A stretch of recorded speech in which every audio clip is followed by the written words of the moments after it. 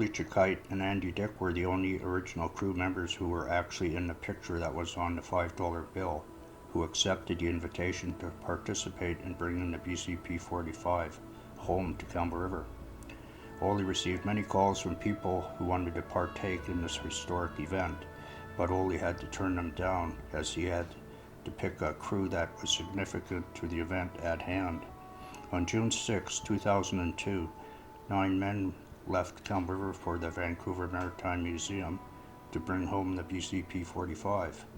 Ole Chikite, last skipper of the BCP 45, Andy Dick, one of the original crewmen aboard the ship when the infamous picture was taken for the $5 bill, Alvin Bear Scout, great-nephew of the first skipper of the BCP 45, Bob Asu, son of the late skipper on the $5 bill, Elvis Chikite, skipper of the East Isle on an escort vessel, Jim Harris, Jim Barkley, Joe Grist, volunteers connected to the Maritime Heritage Center, Gilberto Tolero, cameraman, 3 trustees from Vancouver Maritime Museum, Martin Green, Bob Overgaard, Mark McKenzie were picked up in Vancouver to assist in bringing her home.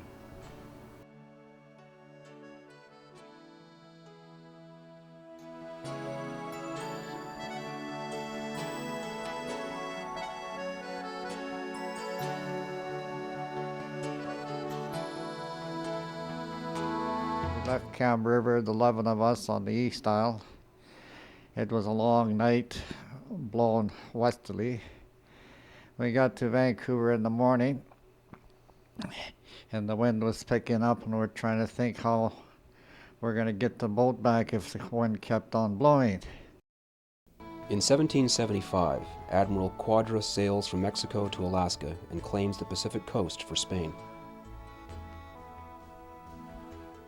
1778, Captain Cook sails up the west coast and becomes the first European to set foot on what now is known the western shore of Canada. July 5, 1791, Spanish explorer Narvaez anchors off Ile de Languera, now called Point Grey.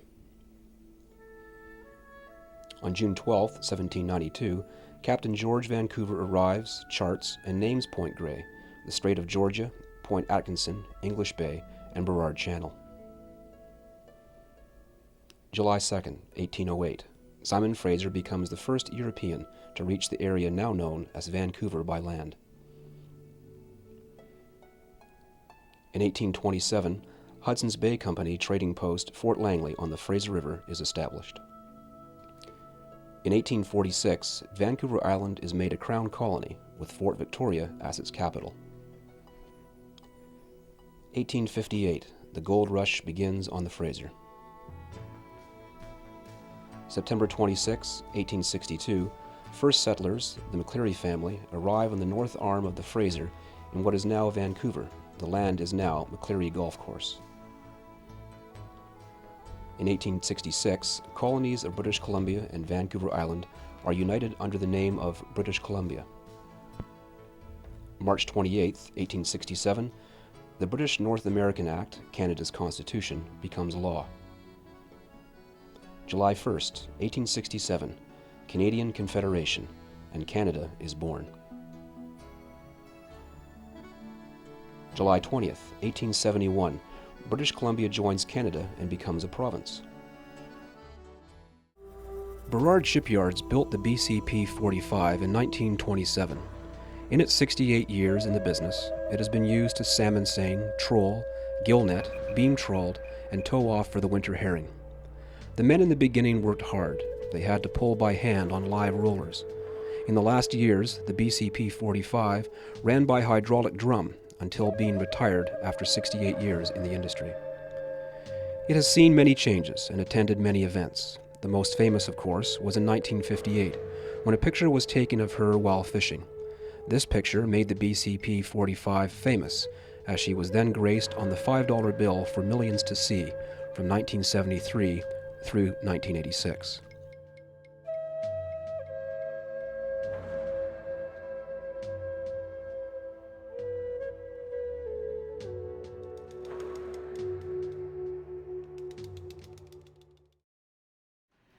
And it took us most of the day to get the boat ready, and the wind was picking up. So we decided to go and have something to eat, all 11 of us. And it was blowing 45 to 60 knots winds northeast. Blew hard all that day. And we were getting worried about our deadline, how we're going to make it back up for the ceremony up on Campbell River. Her next famous event was in 1986. She became one of the 185 exhibits at Expo 86 in Vancouver. Thousands of people walked her decks. Maclean magazine rated her number 6 out of the 185 exhibits. Ole brought her down to this event and spent days on her answering questions and lived on the boat. In 1996, she would facilitate her last major event. Representatives from HRDC, a branch of the federal government, walked her decks while they toured Discovery Passage. They were there to see if they could help the displaced fishermen. At the end of the tour, Alan Ole Chakite, the last captain, and Elvin Bear Scow, great-nephew of the first captain, Chief Johnny Scow of Guilford Island, presented Marcel Nouveau and his associates from Ottawa with 3 large framed pictures of the BCP 45 with the famous $5 bill inserted. At a later date, the project was approved and there was a check passing ceremony on board the BCP 45. In the beginning, the BCP 45 was used for catching salmon from June until November, herring from November to March. It worked 10 to 12 months of the year. The 2 months off was used for maintenance and refit. It spent half of its life in Quathiaski Cove as home port. The vessel fished coast-wide from the Fraser to the American border, separating BC and Alaska.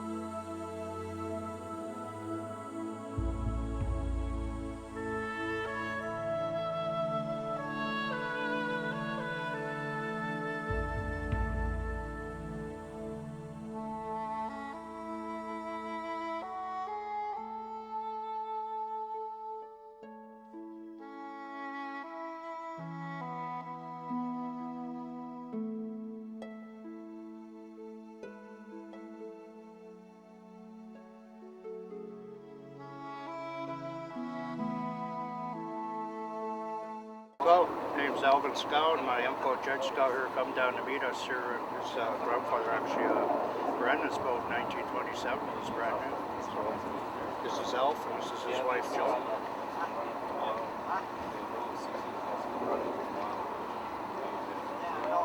It's great to be aboard this old boat. I used to see it running around fishing in Johnson Strait. I was fishing myself on other boats to put myself through university. And I really admire what the museum at Campbell River is doing to preserve this old ship. It's going to be a great day tomorrow at Campbell River when we do show up there. Oh,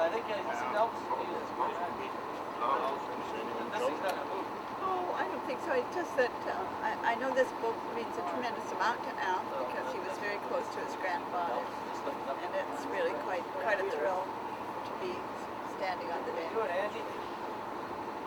That's right. Do you have any relatives on the $5 bill? Yep. Who? Ron Forrest, my uncle Mel Sue, Holy Chikite,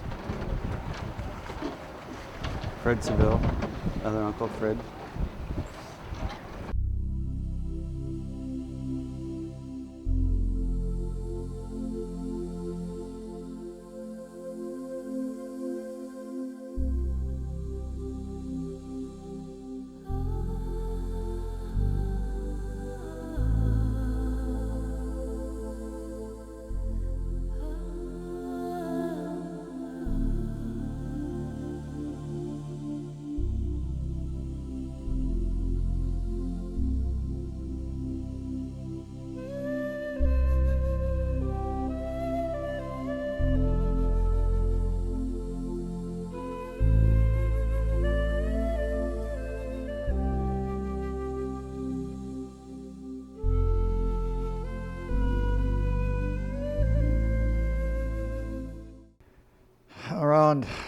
6 o'clock, 6:30, I decided to go and have a look at it and see if the 45 could handle the weather.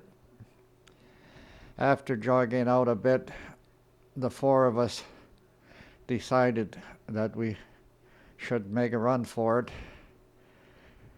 And we did. It was choppy for a while, but when we got out to Point Grey, the wind was flattening out a bit because the tide was flooding. Elvis, our skipper on the East Isle, kept in radio contact with us during our voyage home. Once we were past Point Grey, the ocean flattened out. We had clear sailing for the rest of the trip.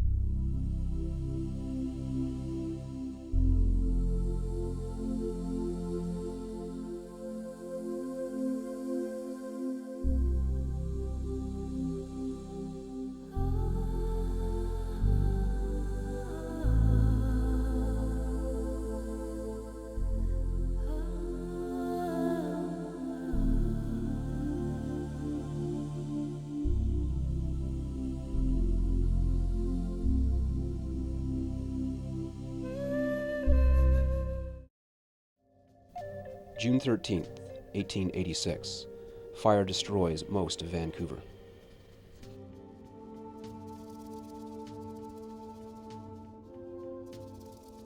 On October 29th, 1889, dedication of Stanley Park by Lord Stanley, Governor-General of Canada. In 1909, ferry service begins to West Vancouver. By 1923, the Vancouver population had risen to 100,000. In 1980, the final portion of Stanley Park seawall is completed. In the beginning, the BCP 45 was used for catching salmon from June until November, herring from November to March. It worked 10 to 12 months of the year. The 2 months off was used for maintenance and refit. It spent half of its life in Kwathiaski Cove as home port. The vessel fished coast-wide from the Fraser to the American border, separating BC and Alaska. The BCP 45 was built with Douglas fir planking, oak gunnels, and capping and cedar for top planking. It had a 3-blade prop. It was originally powered by Vivian diesel and went to 120 power Buda and then to 165 power Detroit diesel. The 45 was manually steered for its whole career. When maintenance was required on the BCP 45, she was pulled out of the water every year to be copper painted, and above deck was also painted. CSI inspection every year and quadrennial inspection every 4 years. She has a 47-foot keel, and its overall length is 53 feet. Its carrying capacity is 5,000 sockeye fully loaded. In the early days, she had a 6-man crew. After, she was changed to a hydraulic boat. Crew changed from 6 to 5. She was capable of staying at sea for a 5-day troll or a 4-day seine.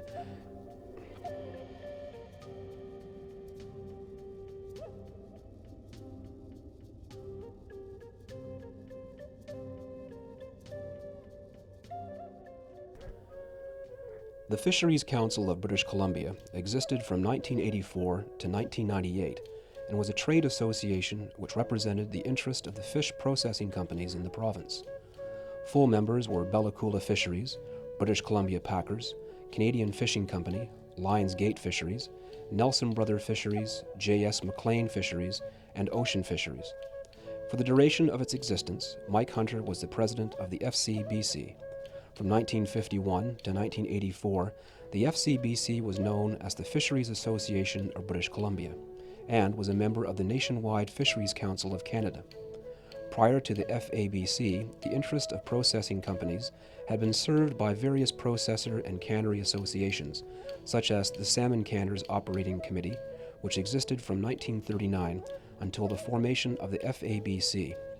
In 1984, the FABC withdrew from the FCC in order to concentrate on West Coast fishery concerns.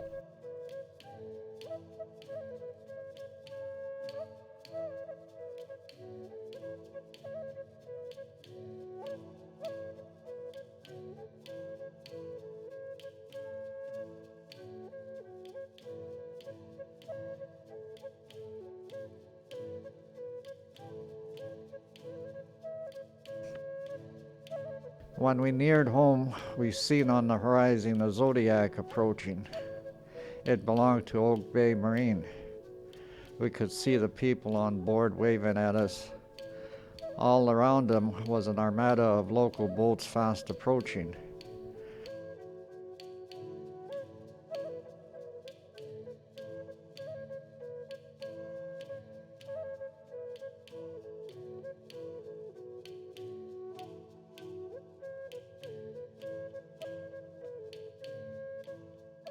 In Campbell River, the salmon capital of the world, Painter's Lodge is a sport fishing icon.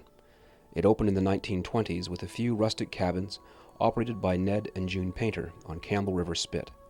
Ned Painter was also associated with the famous Tyee Club and built wooden rowboats that he rented and sold to anglers. In 1938, the Painters moved their operation to the ocean front where the resort now stands. June Painter worked steadfastly to ensure its success, and after 10 years in their new location, the family sold the lodge. Tragically, in 1985, fire destroyed the historic lodge and its irreplaceable memorabilia. Before long, though, Painter's Lodge was rebuilt. Over the years, Painter's, as it's fondly called, has hosted Hollywood celebrities like John Wayne, Bing Crosby, and Bob Hope, and many others aspiring to join the legendary Tyee Club. This renowned resort continues to welcome guests to the community.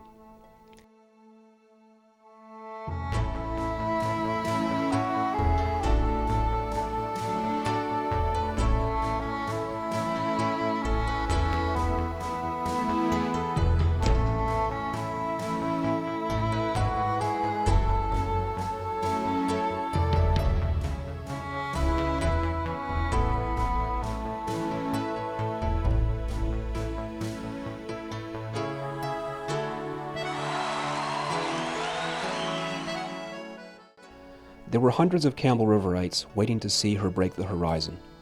When the crowd saw the BCP 45 coming home, you could feel the adrenaline of anticipation in the air. One local woman said, "It's good to see her back." So I swung the boat hard around the east aisle to give the people a better chance to see the 45 up close.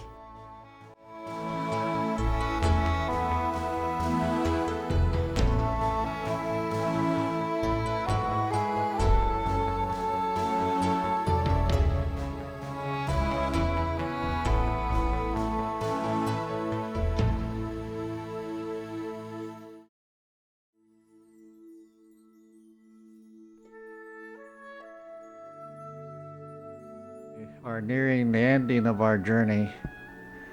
This beautiful, wonderful ship is dedicated to British Columbia and to Canada, to all the owners who owned her, to all the skippers who skipped her, to all the crew who sailed her.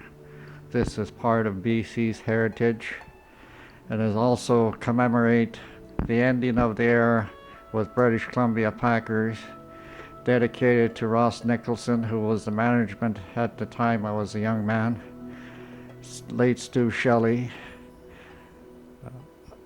Don Main, Richard Kilbronson, Bill Garrick. I don't mean to put these in pecking order, but these were all men who participated in the industry with British Columbia packers. And to thank Dorothy Seaton Clark for bringing forward all her documents of her father, who built this fine ship in Burrard Shipyards. And to Campbell River Rotarians, a special thanks to. And the original crew, Melisou, myself, Alan Chikite, Andy Dick, Ron Forrest, Fred Savelle, Alan Burns.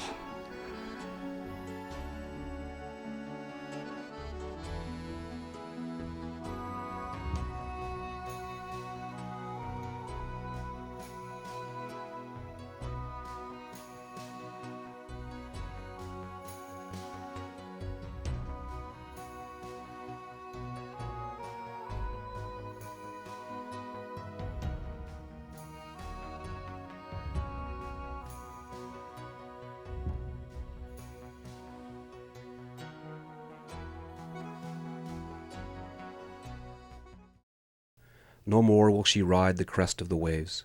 No more will she trod the meadows of the sea.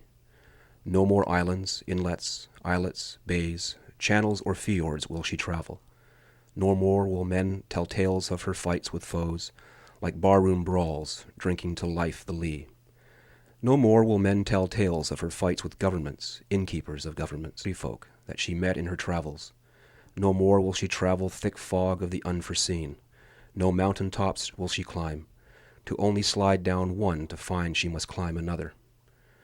No one will hear her moan and groan as she struggles to keep the men afloat.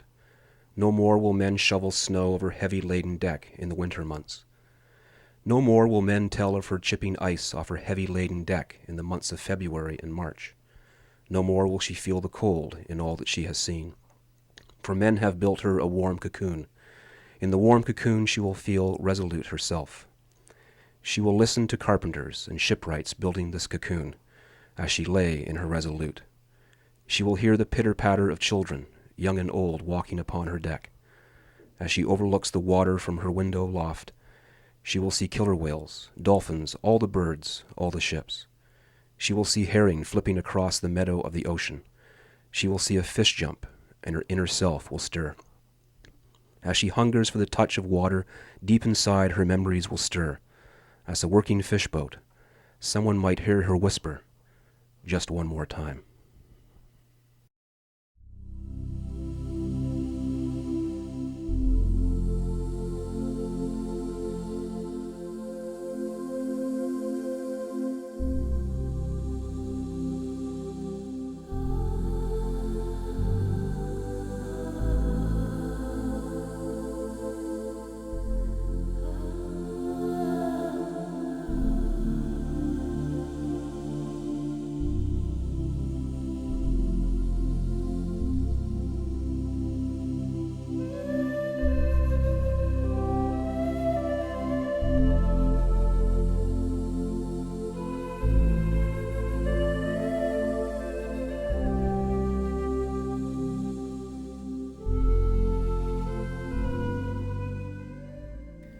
Until 1958, the devil beneath the sea lurked just north of Campbell River. It wasn't actually a sea monster, it was a treacherous ripple rock, which lay concealed in seething tidal currents at the mouth of Seymour Narrows. It was a navigational hazard, and over 100 ships and just as many souls met their fate on its unforgiving shoulders. Over the years, there were several unsuccessful attempts to remove Ripple Rock, but by the mid-1950s, engineers had devised an elaborate plan that involved sinking a shaft through nearby Maud Island, tunneling horizontally under Ripple Rock, and then up to its twin peaks. Working non-stop, it took miners 28 months to drill the tunnels and install explosives.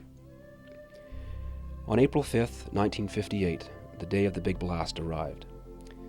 It was the largest man-made, non-nuclear explosion in history, a record that stands to this day. Within seconds after detonation, 700,000 tons of rock and water shot over 300 meters into the sky. As dust and debris fell back to Earth, the devil beneath the sea disappeared forever into the murky depths.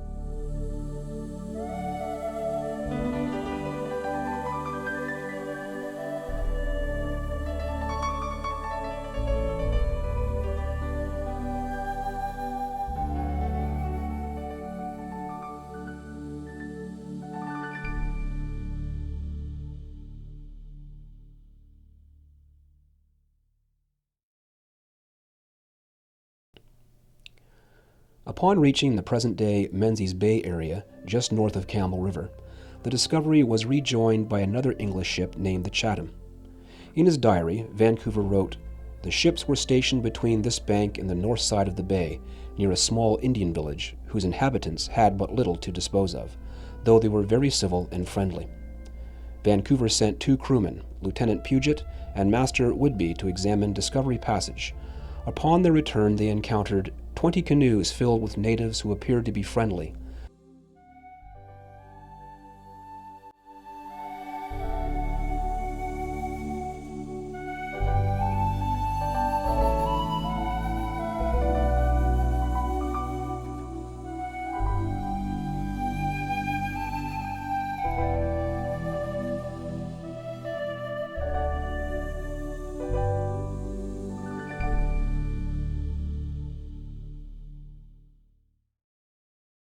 Over 100 years ago, British journalist Sir Richard Musgrave first extolled the virtues of the mighty Chinook king salmon to be caught at the mouth of this great river.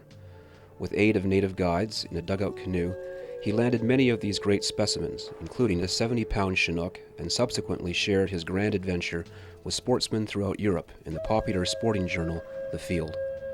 Instant recognition as an angling mecca brought many of the world's foremost sportsmen to the area. In 1924, a group of dedicated individuals wanting to preserve the integrity of the fishing experience introduced the concept of a great fishing club, loosely modeled after the Catalina Tuna Club. Their vision was to ensure that future generations of anglers would share the same respect for these mighty trophies, and implemented rules that enshrined sportsmanship for these prized genetic specimens. As BC's oldest fishing club, a small but dedicated group of anglers continued their pilgrimage to this river's estuary in search of entrance into the Tyee Club of British Columbia fraternity.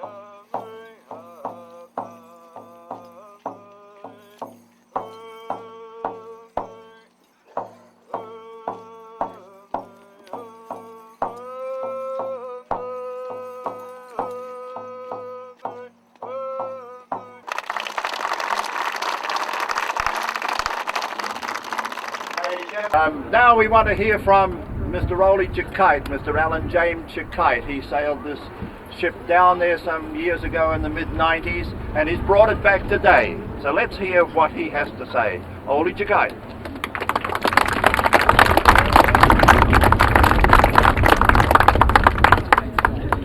Thank you very much, ladies and gentlemen.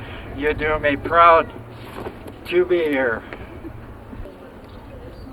There's many stories I could tell you about this wonderful ship, but before I start, I'd like to humble myself to all my crew who brought her back and the presentation of the keys and the flag to the president of the Rotary Club. Come on, gentlemen, line up here. There was 11 of us. And it was a wonderful trip. Wind was blowing. We all stood by each other. We had lots of laughter and fun. If you should ever see the Scotch mist flow from my eyes, it's because of these wonderful men. I would like to have the president of the Rotary Club, Bobby Sue, is going to present the key on behalf of his dad, Melvin Asu. And I flew those flags in the same manner that he did. So Bobby, will he present the keys to the Rotary Club and Alvin Scow, the flag? That's wonderful. Thank you.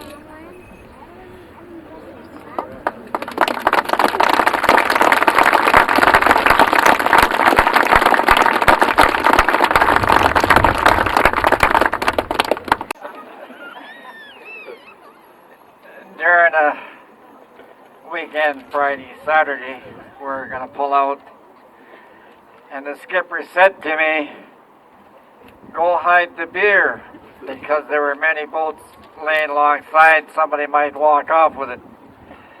And with a hangover, I wouldn't hit it. But there was one problem, I couldn't find it. He said to me, go light the stove. And as we were proceeding through the Narrows, the stove was getting hot. This was 6 in the morning. And as the stove was getting warm, he wanted a cup of coffee because we all quenched for a drink to quench our thirst of a hangover.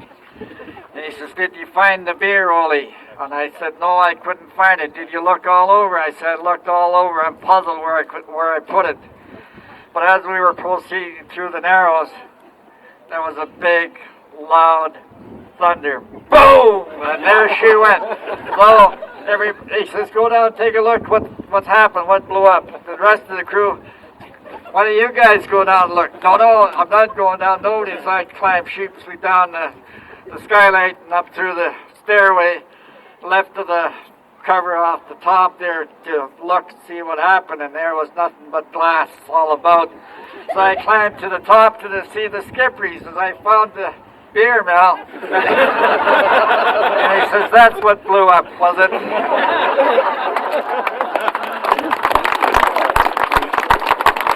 Thank you very much, Gordon. Elders, chiefs, counselors, ladies and gentlemen, boys and girls. I can't tell you how significant the return of this vessel is to this community in this region.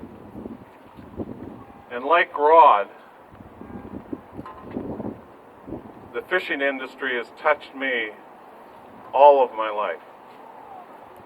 And in fact, I am still very much involved in it. So I have an understanding, as many of those folks who are still in the fishery today or have been in the fishery in the past, of the significance of this vessel. Well, why is it significant?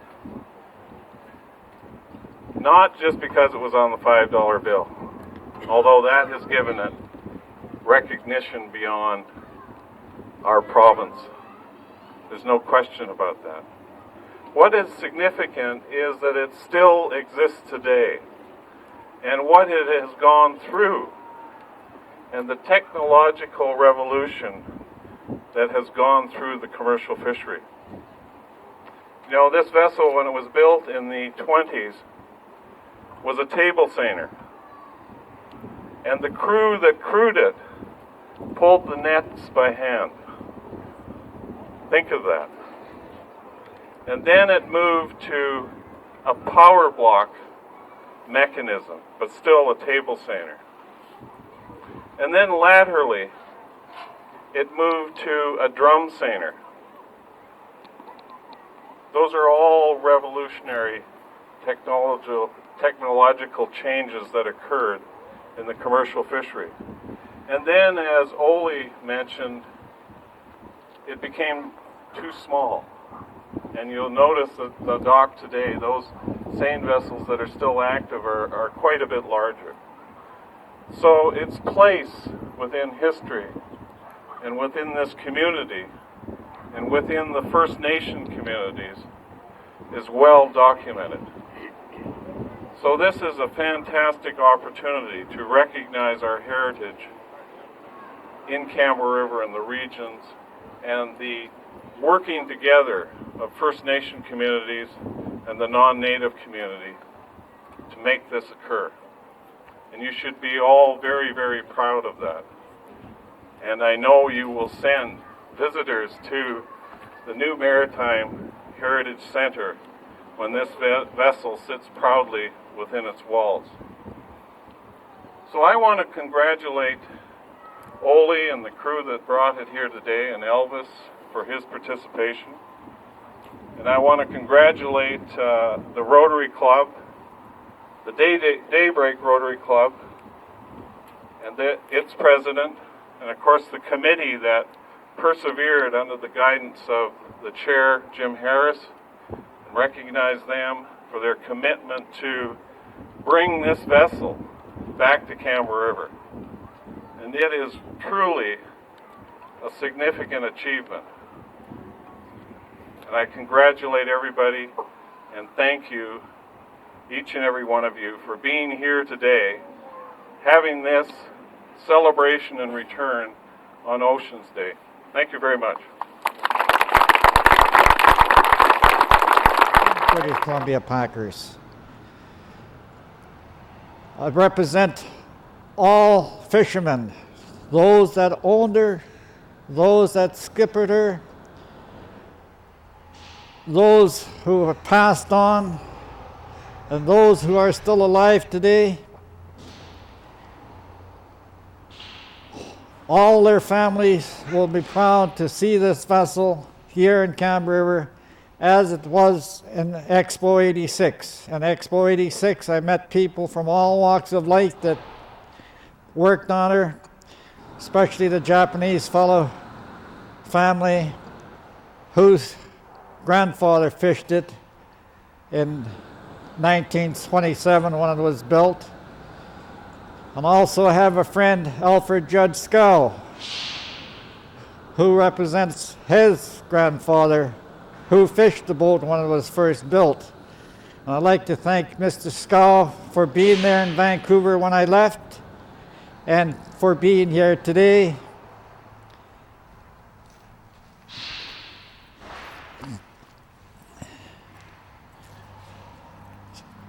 This ship represents all nations of people, not just the native nations, but people from all walks of life that plied this ship.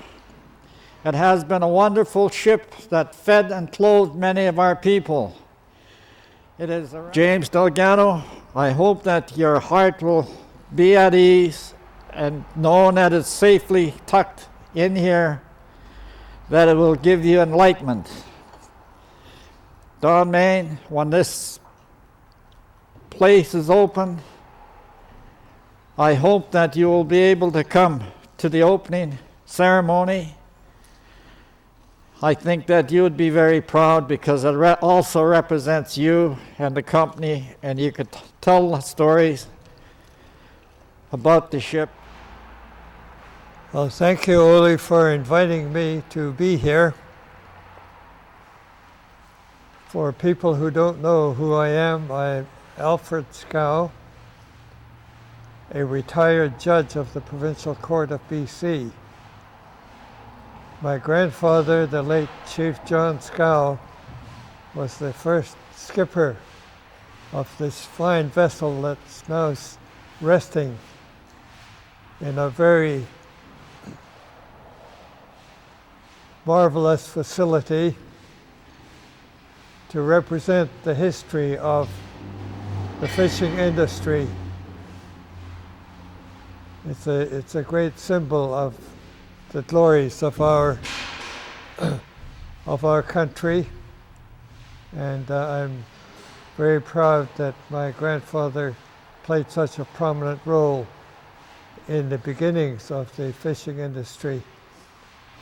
And I can say too that for myself, while I was working my way through university, I was a commercial fisherman for 20 years.